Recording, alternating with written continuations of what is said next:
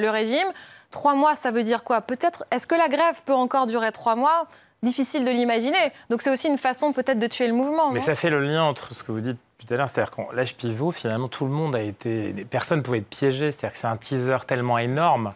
Un feuilleton, dans ce feuilleton de la réforme des retraites, ça a été 1, 2, 3, 4 épisodes qui ont environné avant les fêtes, pendant les fêtes, après les fêtes. Finalement, on a bien senti que c'était une stratégie politique concertée. Et donc, finalement, dans l'effet que ça pouvait avoir comme acte fondateur de reprise d'un acte 2 par un acte 2, ça n'a pas fonctionné. Ça s'est effondré, finalement. Donc, je dirais même que ça a relancé un petit peu les Républicains qui, quelque part, ont pu dire « Oh là là, s'il n'y a plus d'âge pivot, il n'y a plus de réforme des retraites ». Donc, l'opposition a repris un petit peu de souffle, mais ça s'est vite effondré là aussi. Donc, il n'y a pas eu de piège, si vous voulez. En tout cas, ça n'a pas été un piège à opinion favorable. Ça n'a pas été un facteur de dynamique, pas du tout. Au contraire, je pense que c'est même une démonstration de la difficulté de piloter ce planning, finalement, de la réforme des retraites. Et aujourd'hui, le président de la République qui a été, rappelez-vous, rattrapé par la Manche par le Premier ministre la semaine dernière. Je vais voir le Premier ministre. Le Premier ministre a dit oui. Je vais en parler ce soir au président de la République. Il a été obligé de revenir dans l'arène. Alors que lui, il était parti sur l'environnement,